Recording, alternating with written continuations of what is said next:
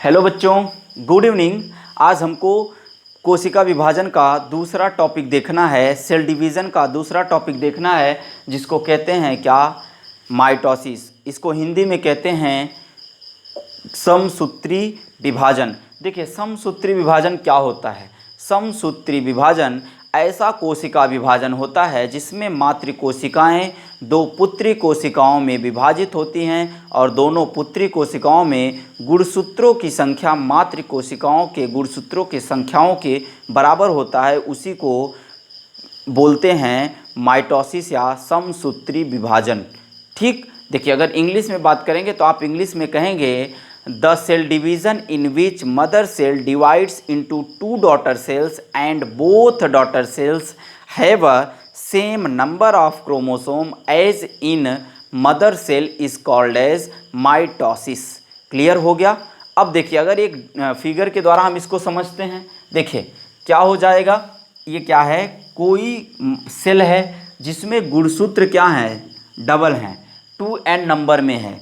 अगर ये डिवाइड्स होंगे तो इसमें जो डॉटर सेल्स बनेंगे उसमें भी क्या होगा, जो क्रोमोसोम का नंबर है वो भी क्या हो जाएंगे, डबल हो जाएंगे। सिंपल सा बात आप समझिए। हमने जो डेफिनेशन आपको बताया अभी, उस डेफिनेशन के अकॉर्डिंग आपको बताते हैं। देखिए क्या कहेंगे उस डेफिनेशन के अकॉर्डिंग, जो डेफिनेशन कहेगा वही आपका ये फिगर भी बताएगा। देखिए, ऐसा कोशिका विभाजन जिसमें मातृ कोशिकाएं दो पुत्री कोशिकाओं में विभाजित हो रहे हैं और दोनों पुत्री कोशिकाओं में गुणसूत्रों की संख्या समान है, जैसे कि मातृ कोशिकाओं में है। ठीक, तो ये आपका बात हो गया किसके बारे में, जो क्या हो रहा है,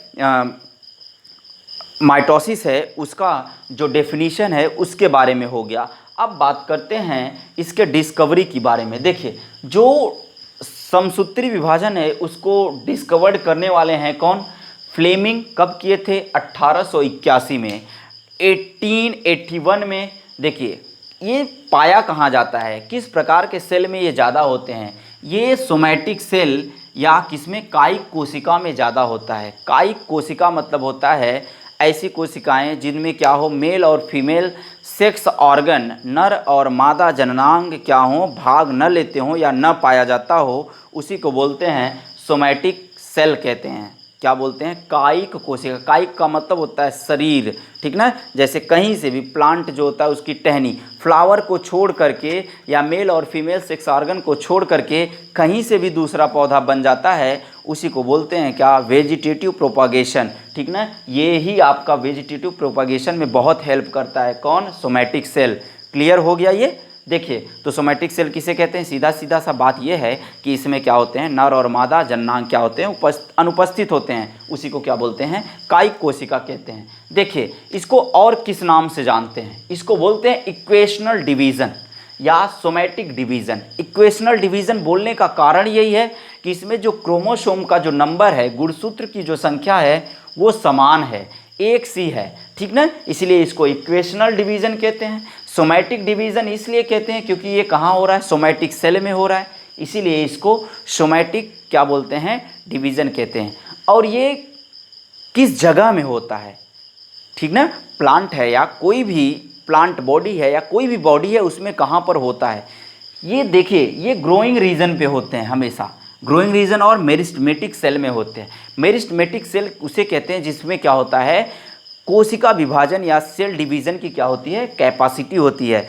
से क्या होते हैं, जो सेल है ना वो बहुत अच्छे से डिवाइड होता है, इसमें डिवाइडेशन की या जो विभाजन की क्षमता होती है वो अधिक होती है। किसमें, मेरिस्टेमेटिक सेल में, ठीक ना। ग्रोइंग रीजन जो ऊपरी भाग होता है, जिसे आप फुनगी कहते हैं गांव में, और उसको क्या बोलते हैं, एरियल पार्ट होता है, शूट कहते हैं उसे, ठीक ना।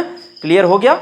और ये गोली मारने वाला शूट नहीं, इसका नाम ही है क्या, प्ररोह बोलते हैं इसे, हिंदी में क्या बोलते हैं, प्ररोह, शूट कहते हैं, ठीक ना। ये ऊपरी भाग होता है। ठीक, तो आगे चलते हैं, हम आगे देखते हैं थोड़ा सा। देखिए, इसमें जो होता है क्रोमोसोम का जो नंबर होता है वो कैसे होते हैं, सेम होते हैं डॉटर सेल में। किसके किसके जैसा होता है, as a mother cell, mother cell के जैसा।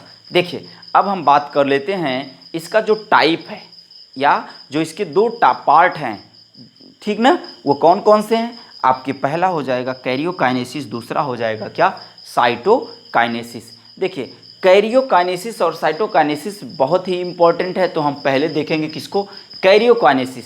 कैरियोकाइनेसिस का मतलब होता है डिवीज़न ऑफ न्यूक्लियस।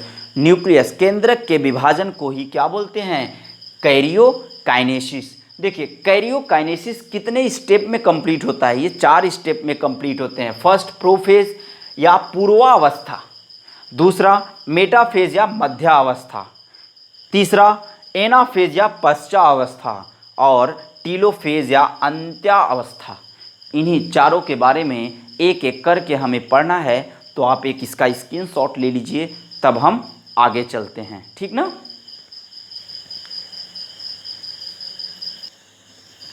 चलिए अब हम देखते हैं किसके बारे में, आपके कैरियोकाइनेसिस के बारे में, जो इसका फर्स्ट है। तो फर्स्ट में आप देखते हैं इसको क्या बोलते हैं, जो कैरियोकाइनेसिस होता है इसको बोलते हैं डिवीज़न ऑफ न्यूक्लियस। केंद्रक के विभाजन को ही क्या बोलते हैं, आपका कैरियोकाइनेसिस। कैरियो मीन्स क्या होता है, न्यूक्लियस। काइनेसिस का मतलब होता है विभाजन या बंटवारा। देखिए बात करते हैं अब इसमें पहला आता है आपका प्रोफेज। ये जो प्रोफेज होता है इसको बोलते हैं पूर्वावस्था, ठीक। पूर्वावस्था में पहला क्या होता है, पहला ये क्या है, लॉन्गेस्ट फेज है।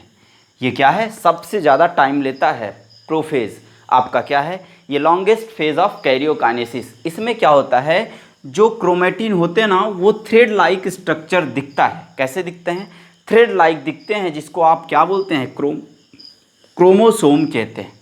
देखिए इसमें जो सेंट्रोमियर होता है, सेंट्रोमियर के किसे क्या होता है, जैसे देखिए क्रोमोसोम ये हो गया, ठीक, ये आपका क्या है, क्रोमोसोम। जो ये मध्य क्या होता है ना, इसी को, ये जो सेंटर पे है इसी को सेंट्रोमियर कहते हैं, ठीक ना। ये सेंट्रोमियर क्रोमोसोम का जो होता है ना, जो बीच में जिससे क्रोमोसोम जुड़े रहते हैं, वो इस फेज़ में क्या होता है, क्लियरली सीन होता है, अच्छे से दिखने लगता है, ठीक। अगला देखेंगे, जो इसमें न्यूक्लियर मेम्ब्रेन होता है और न्यूक्लियोलस होता है, वो क्या होते हैं, डिसअपीयर होने के लिए तैयार हो जाते हैं, रेडी टू डिसअपीयर। यहाँ लिखा है nuclear membrane, nucleolus are ready to disappear. और देखिए यहीं से आपका स्पिंडल जो होता है, क्या होते हैं, उसका फॉर्मेशन स्टार्ट होता है। क्रोमैटिन जो सिस्टर क्रोमैटिन होती हैं वो क्या हो जाते हैं, सेपरेट होने लगते हैं। ये सब हम आपको फिगर के द्वारा समझाएंगे, जब पूरा आपको पढ़ा लेंगे तो एक जगह फिगर बना के आपको समझा देंगे। देखिए ये तो बात हो गया प्रोफेज का। अब बात करते हैं क्या, मेटाफेज या मध्यावस्था, ये बीच की अवस्था होती है। ये क्या है, शॉर्टेस्ट फेज है या शॉर्ट फेज ऑफ कैरियोकाइनेसिस। कैसे हैं ये, शॉर्ट फेज हैं। इसमें जो देखिए यहाँ पर जो हो रहा था, स्पिंडल जो थे ना, यहाँ पे स्पिंडल स्टार्ट हुआ था बनना, लेकिन यहाँ पर स्पिंडल क्या होंगे, कंप्लीटली बन चुके हैं, ठीक ना, कंप्लीटली फॉर्म्ड। देखिए स्पिंडल हैं वो 2 टाइप के क्या करते हैं, फाइबर कंसिस्ट किए रहते हैं, या कह सकते हैं स्पिंडल बना किसका होता है, 2 टाइप्स के फाइबर का बना होता है, जिसमें क्या होते हैं, पहला सपोर्टिंग फाइबर होता है, दूसरा कॉन्ट्रैक्टाइल क्या होते हैं, फाइबर होते हैं। देखिए ये जो सपोर्टिंग फाइबर और कॉन्ट्रैक्टाइल फाइबर होते हैं, इनका काम क्या होता है, कॉन्स्टिट्यूट करते रहें स्पिंडल को, ठीक ना। और दूसरा जो होता है, कनेक्ट किए रहते हैं सेंट्रोमियर से किसको, क्रोमोसोम को। क्लियर हो गया ये। बात करते हैं आगे, इसमें जो क्रोमोसोम होता है वो पेयरिंग में हो जाता है। कैसे हो जाएंगे, बिकम बाईवैलेंट, पेयरिंग में हो जाएंगे तो उसको हम बोलेंगे होमोलॉगस क्रोमोसोम। क्लियर हो गया। अब आगे देखेंगे, जो बाईवैलेंट क्रोमोसोम होते हैं वो क्या हो जाता है, अरेंज हो जाते हैं इक्वेटोरियल किनारे किनारे पे आ जाकर क्या होंगे, इक्वेटोरियल प्लेट पे क्या हो जाते हैं, अरेंज हो जाते हैं। और जो सेंट्रोमियर है वो कनेक्ट हो जाता है किससे, कॉन्ट्रैक्टाइल फाइबर से। यहाँ तक बात हो गई आपका क्या, पहले 2 हम पढ़ लिए, एक हो गया हमारा प्रोफेज, एक हो गया हमारा मेटाफेज। अब हम चलते हैं आपका अगला एनाफेज और टीलोफेज। आप एक इसका स्क्रीनशॉट ले लीजिए, तब हम आगे चलते हैं। चलिए इतना हमने देख लिया। अब हमने तीसरा देखना है। तीसरे में क्या है, एनाफेज, पश्चावस्था। ये भी क्या है आपका, शॉर्टेस्ट फेज है। ये क्या है, शॉर्टेस्ट फेज है कैरियोकाइनेसिस का। देखिए जो ट्रैक्टाइल फाइबर थे वो श्रिंक हो जाते हैं, कहाँ, अपोजिट डायरेक्शन में, ठीक है। अपोजिट पोल में क्या हो जाते हैं, शिफ्ट हो जाते हैं, श्रिंक हो जाते हैं, सिकुड़ जाते हैं। किसके कारण, हाइड्रोलिसिस। यहाँ लिख लीजिए, क्या हाइड्रोलिसिस कहते हैं, क्या, break down. Break down of water, ठीक, ब्रेक डाउन ऑफ वाटर। और देखिए जो सेंट्रोम जो क्या होता है सेंट्रोम में मियर होता है वो लेंथ वाइज मैनर में क्या होते हैं अरेंज हो जाते हैं और माइग्रेट कर जाते हैं कहाँ, अपोजिट पोल पर। क्लियर, कहाँ माइग्रेट कर जाएंगे, अपोजिट पोल पर। और देखिए वहाँ पर जो क्रोमोसोम बाईवैलेंट हुए थे, पेयरिंग में थे, वो कैसे हो जाएंगे, मोनोवैलेंट हो जाएंगे, ठीक ना, कैसे होंगे, मोनोवैलेंट। और जो क्रोमोसोम हो जाएगा वो मोनोवैलेंट हो जाएंगे। मोनोवैलेंट हो जाने के बाद कैसा दिखेंगे, V shape, U shape, V shape और एल शेप दिखने लगता है। ये बात हो गई आपके किसके, एनाफेज, पश्चावस्था के। अब हम बात करते हैं आपके लास्ट टीलोफेज या अंत्यावस्था, ये अंत का है। देखिए इसमें सारी चीज़ें क्लियर हो जाती हैं, मतलब अब यहाँ पर पूरी तरह से आप कह सकते हैं कि कैरियोकाइनेसिस हो गया। कब, जब कंप्लीट हो जाता है आपका टीलोफेज। आइए देखते हैं टीलोफेज में क्या होता है। देखिए जो मोनोवैलेंट क्रोमोसोम होते हैं यहाँ पर, जो किसमें हुआ था, पश्चावस्था में एनाफेज में जो मोनोवैलेंट क्रोमोसोम हुआ था वो टीलोफेज में आकर क्या हो जाएंगे, एराइज हो जाते हैं कहाँ, अपोजिट पोल पर, ठीक। और अपोजिट पोल पर एराइज होने के बाद कवर्ड हो जाते हैं न्यूक्लियर मेम्ब्रेन से। अब आप इसे न्यूक्लियस कह सकते हैं बड़े आराम से, ठीक ना, क्योंकि हम आपको अभी आगे वहाँ पर बताए थे कि न्यूक्लियर किसे कहते हैं और न्यूक्लियर मेम्ब्रेन जब हम आपको पढ़ाएंगे तो वहाँ बता देंगे, ठीक ना, न्यूक्लियस और न्यूक्लियाइड में क्या अंतर होता है, थोड़ा सा देख लीजिए तब हम यहाँ चलते हैं। देखिए when the genetic material is surrounded by nuclear membrane is called as nucleus, whereas the genetic material और DNA is not surrounded by nuclear membrane is called as nucleoid. अगर जेनेटिक मटेरियल जो chromosome होता है वो किसके के द्वारा घिरा हो, केंद्रक झिल्ली के द्वारा घिरा होता है तो उसे न्यूक्लियस कहते हैं। अगर वही क्रोमोसोम या डीएनए न्यूक्लियर मेम्ब्रेन या केंद्रक झिल्ली द्वारा घिरा नहीं होता तो उसको क्या बोलते हैं, न्यूक्लियोइड बोलते हैं। न्यूक्लियोइड कहाँ पाया जाता है, बैक्टीरियल सेल में। न्यूक्लियस कहाँ पाया जाता है, सभी प्रकार के यूकैरियोटिक सेल जैसे आपके प्लांट और एनिमल में। तो वो बात हो गई। यहाँ देख लेते हैं, हम आगे चलते हैं। देखिए जो आपको हम बताए थे मेटाफेज में, आप देखे थे स्टार्टिंग में देखे होंगे, वहाँ पर न्यूक्लियर मेम्ब्रेन और न्यूक्लियोलस दोनों डिसअपीयर होने लगे थे ना, लेकिन यहाँ पर रीअपीयर, फिर से दिखने लगे। कौन, न्यूक्लियर मेम्ब्रेन और कौन, न्यूक्लियोलस आल्सो रीअपीयर। और आपका जो न्यूक्लियोलस होता है वो भी फिर से दिखने लगता है। ट्रैक्टाइल फाइबर ख़त्म हो जाता है और जो आपका सपोर्टिंग फाइबर होता है वो भी क्या हो जाते हैं, पूरी तरह से डिसअपीयर हो जाता है। यहाँ तक हमारा क्या हो गया, क्लियर हो गया, क्या आपका कैरियोकाइनेसिस। अब चलते हैं हम, आप इसका एक स्क्रीनशॉट ले लीजिए, तब हम आपको आगे ले चलते हैं कहाँ पर, साइटोकाइनेसिस। आइए देखते हैं साइटोकाइनेसिस में क्या क्या प्रोसेस होते हैं। आप इसका एक स्क्रीनशॉट ले लीजिए। देखिए अब बात आती है साइटोकाइनेसिस। साइटोकाइनेसिस को बोलते हैं क्या, डिवीज़न ऑफ साइटोप्लाज्म, ठीक। देखिए साइटोप्लाज्म में जो डिवीज़न होता है उसमें कुछ बातें आ जाती हैं, कुछ कंडीशंस होते हैं। क्या क्या कंडीशन होता है, जो पार्टिकल्स होता है कैल्शियम और मैग्नीशियम का, वो डिपॉजिट होता है इक्वेटोरियल प्लेट पे, ठीक ना। मतलब हम ये किसकी बात कर रहे हैं, साइटोप्लाज्म, मतलब मेम्ब्रेन के ऊपर, ठीक ना। और किसके हेल्प से होता है ऐसा, गोल्जी बॉडी के हेल्प से होता है। और यही क्या बना देते हैं, मिडिल लैमिला का फॉर्मेशन करते हैं। मिडिल लैमिला किसका भाग है, सेल वॉल का भाग है, इसे मध्य पटलिका कहते हैं, ठीक। यही मध्य पटलिका अगर स्ट्रॉन्ग एसिड के कारण जब क्या होते हैं, फल पक जाते हैं तो यही मध्य पटलिका क्या हो जाता है, आपस में जुड़े रहते हैं। ये क्या होता है, दो कोशिकाओं के बीच में, जैसे एक कोशिका एक से लिए हो गया, एक से लिए, दोनों को जोड़ने का काम करता है।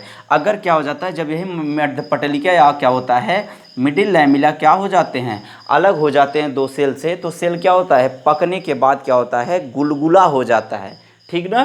देखिए साइटोप्लाज्मिक सिक्रीशन होता है, किसका किसका सिक्रीशन होता है, सेलुलोज का, हेमी सेलुलोज का और पेक्टिन का, जो डिपॉजिट हो जाते हैं किसके ऊपर, मिडिल लैमिला के ऊपर डिपॉजिट हो जाते हैं, जिसके कारण किसका निर्माण होता है, this way cell formation, cell wall का क्या हो जाता है, फॉर्मेशन हो जाता है और इसके बाद सेल वॉल का फॉर्मेशन होने के बाद दो क्या होते हैं, पेरेंट सेल जो होते हैं वो दो डॉटर सेल में क्या हो जाएंगे, डिवाइड हो जाते हैं, जिसके कारण क्या हो जाता है, दो नए सेल का फॉर्मेशन हो जाता है। यहाँ तक हो गया। अब हम बात कर लेते हैं थोड़ा सा इन सब का एक फिगर के रूप में हम देख लेते हैं। मिडिल लैमेला देखिएगा, इसमें कंफ्यूज मत होइए कि क्या है, पार्ट ऑफ सेल वॉल है। ये क्या है, पार्ट ऑफ सेल वॉल, ठीक ना। हम जब आपको स्टार्टिंग में पढ़ाए थे सेल वॉल के बारे में तो वहाँ आप देखेंगे तो उसमें ये आपको मिलेगा मिडिल लैमेला, ठीक ना। कैल्शियम और मैग्नीशियम पेक्टेट का बना होता है ये, ठीक ना। ये क्या होते हैं, स्ट्रॉन्ग एसिड से इसे घोला जा सकता है मिडिल लैमेला को, ठीक। क्लियर हो गया। आप इसका स्क्रीनशॉट ले लीजिए, तब हम आगे चलते हैं।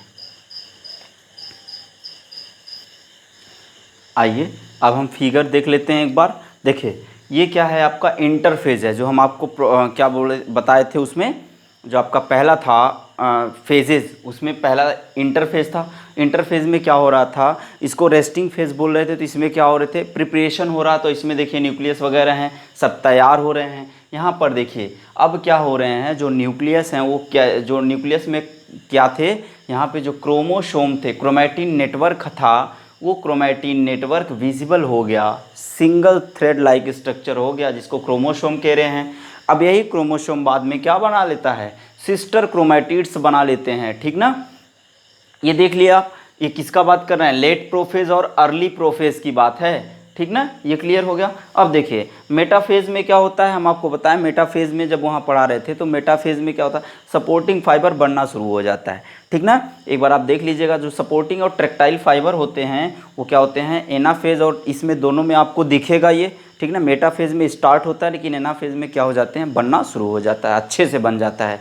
तो दोनों में दिखना प्रारंभ हो जाएगा, आपको स्टार्ट हो जाएगा। फिर अब बात करते हैं, एनाफेज भी क्लियर हो गया। अब आते हैं लास्ट वाला जो है टीलोफेज है। टीलोफेज में क्या हो रहा है, हम आपको बताएं, यहाँ डिपॉजिट होता है, कैल्शियम और मैग्नीशियम पेक्टेट क्या हो जाते हैं, डिपॉजिट हो जाता है, जो मिडिल लैमेला का फॉर्मेशन करता है सेल वॉल के। और क्या हो जाते हैं, किसके, इसके हेल्प से, आपके गोल्जी बॉडी के हेल्प से। और क्या हो जाएगा, टीलोफेज भी आपका क्लियर हो जाएगा, जिसमें क्या हो जाएंगे, अब यहाँ ये तैयार हो गया, जो टीलोफेज हो गया कंप्लीट, तो ये अब साइटोकाइनेसिस के लिए तैयार हो जाएगा। तो जब साइटोकाइनेसिस होता है तो देख लेंगे आप, साइटोकाइनेसिस के बाद क्या होगा, हो जाएगा डिवीज़न ऑफ साइटोप्लाज्म। तो क्या होंगे, दो डॉटर सेल बन जाएगा और दो क्या हो जाएगा, न्यूक्लियस हो जाएगा। ये क्लियर हो गया आपका क्या, पूरी तरह से माइटोसिस। अब हम सिग्निफिकेंस, महत्व क्या होता है माइटोसिस का देख लेते हैं। आप एक इसका स्क्रीनशॉट ले लीजिए, तब हम आगे चलते हैं।